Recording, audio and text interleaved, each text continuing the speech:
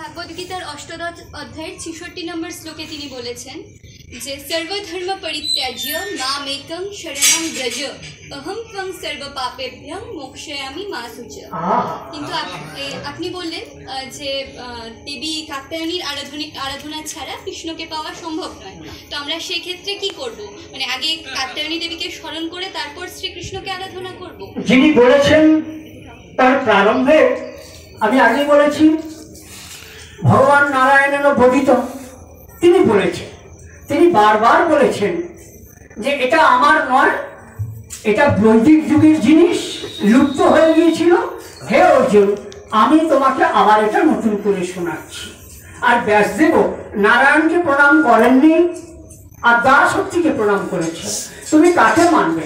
রাধারানীকে মানবে না কৃষ্ণকে মানবে? রাধারানী কিন্তু কৃষ্ণ পাওয়ার জন্য কাত্যায়নী পুজো করেছিলেন, ভাগবতেই আছে, তাই না? আর কৃষ্ণ কি বলেছেন এখানে? সর্বধর্ম পরিত্যাজ্য মামেকং শরণং ব্রজ। তুমি সমস্ত কু এবং সু, আমরা বলি না লোকটা স্বভাব ধর্ম ভালো নয়, তুমি সমস্ত কু এবং সু এই দুটোই ছেড়ে দাও, দুটোই ছেড়ে তার শরণাগতি নাও। তবে তুমি কোনটা মানবে তোমাকে ভাবতে হবে কেন না, একজনকে তোমায় ধরতে হবে।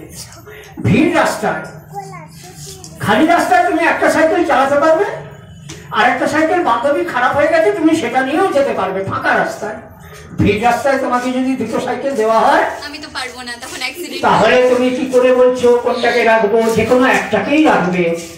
আর যাকেই রাখো তুমি সেই আদ্যাশক্তির কাছেই পৌঁছাবে। কারণ খানিক আগেই স্বয়ং ভগবান শ্রীকৃষ্ণ নিজেই বলেছেন ওই গীতাতে, আমি কর্তা হয়েও অকর্তা। সেই গীতা শ্লোকটা তোমার মনে আছে? আমি কর্তা নয়, আমি অকর্তা। কর্তাকে না প্রকৃতি ক্রিয়মাণানি গুণৈ কর্মাণি সর্বস্ব, তিনি সমস্ত বিশ্ব জগৎ চালাচ্ছেন। ওই যে যার আরতি হচ্ছিল, আর তিনি যদি বড় হবেন তো তোমার কৃষ্ণকে কালী সাজতে হলো কেন? কালী তো কৃষ্ণ হতে পারত। যখন আয়ন ঘোষের কাছে ধরা পড়ে যাওয়ার ভয়ে আয়ন ঘোষ কালী ভালোবাসে, জটিলা কুটিলা গিয়ে খবর দিয়েছে এখানে প্রেম চলছে রাধারানীর কাছে, রাধারানীর সঙ্গে। কালী কিন্তু কৃষ্ণ সাজেনি, তাহলে কৃষ্ণই প্রমাণ করে দিলেন আর তা সত্যিই বড়। আর মহাভারতটা ভালো করে পড়বে, মহাভারতের থেকেই গীতা নেওয়া হয়েছে। তো স্বয়ং ভগবানকে শরণাগতি নিলেই যদি তাই হয়, তো অর্জুন তো সবসময় ভগবান শ্রীকৃষ্ণের সঙ্গ করছিলেন। তাকে বিশ্বরূপ দেখানোর জন্য আলাদা দিব্যচক্ষু দিতে হলো কেন মা? কৃষ্ণ বললেন না গীতাতে যে তুমি আমাকে সাদা চোখে দেখতে পাবে না, আমি তোমাকে আলাদা দিব্যচক্ষু দিচ্ছি, অথচ কৃষ্ণ কিন্তু সামনে দাঁড়িয়ে। সুতরাং সর্বধর্ম পরিত্যাজ্য মামেকং শরণং ব্রজ, ইনি পরমাত্মা, ইনি বৃন্দাবনের কৃষ্ণ নয়। আমার কথায় কি কোনো বিভ্রান্তি যাচ্ছে? তাহলে প্রশ্ন করতে পারেন। বুঝতে পেরেছো? কেন না তিনি অর্জুনকে বলছেন যুদ্ধের আগে তুমি দুর্গা স্তব করো, কি প্রয়োজন ছিল? আমি তো কৃষ্ণ, আমি তো বিশ্বরূপধারী। আমার শরীরেই যখন সবকিছু দেবতারা, কোটি কোটি দেবতারা আসছে যাচ্ছে, বিলীন হয়ে যাচ্ছে বিশ্ব ব্রহ্মাণ্ড কোটি কোটি, তাহলে অর্জুনকে আমি কেন বলতে যাব? আরেক জায়গায় মনে করিয়ে দিই, গান্ধারী যখন কৃষ্ণকে অভিশাপ দিচ্ছে, তুমি আমার একটা পুত্র রাখলে না, সব নিয়ে নিলে, আমি অভিশাপ দিচ্ছি তোমার যদুবংশ থাকবে না, ধ্বংস হয়ে যাবে। যদুবংশ ধ্বংস হয়েছিল নিজেদের মধ্যে মারামারি কাটাকাটি করে, এটা আমরা সবাই জানি।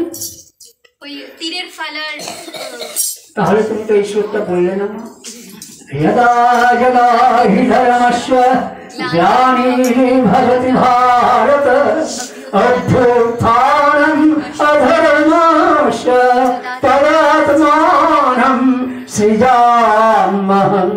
এবার প্রশ্নের উত্তর দাও, সত্যি কি ধর্মরাজ্য প্রতিষ্ঠা হয়েছিল? জোরে বলো। হয়নি। কেন হলে? স্বয়ং ভগবান শ্রীকৃষ্ণ দাঁড়িয়ে থেকে দেখতেন না তার যদুবংশ তার চোখের সামনে ধ্বংস হচ্ছে, মদ খেয়ে এবং মারামারি করে। গীতা মহাভারত সেই কথাই বলছে বাবা, আমি তো আমার বানানোর কথা কিছু বলছি। তো ধর্মরাজ্য ওইভাবে প্রতিষ্ঠা হয় না। ধর্মরাজ্য কোথায়? কুরু পাণ্ডব তোমার মধ্যেই আছে। পঞ্চ পাণ্ডব আর কৌরবরা রাগ, লোভ, হিংসা সব নিজের ভিতরেই আছে। তুমি সেইগুলোকে পরিবর্তন করো, তুমি নিজের মধ্যে ধর্মরাজ্য প্রতিষ্ঠা করো। আর তুমি যদি ভবিষ্যতে তোমার সন্তানকে একটু গীতা শেখাও, যোগা শেখাও ছোট থেকে, ওই দাঁত মাজা শুধু শেখালেই হবে না, সে আবার ভবিষ্যতে আরো 10 জনকে তৈরি করবে, তাদের মধ্যেও ধর্মরাজ্য প্রতিষ্ঠা হবে। এই যে এতগুলো মানুষ এখানে রোজ ভাগবত শুনছে, এদের মধ্যে একজনের মধ্যেও তো প্রকৃত ধর্মরাজ্য প্রতিষ্ঠা হবে। বলো মা, তোমার প্রশ্নের উত্তর কি আমার কোনো ভুল দেওয়া হয়েছে? একদমই না, আমার যেটা মনে দ্বন্দ্ব ছিল সেটা মিটে গেছে। নিতাই গৌর প্রেমানন্দে।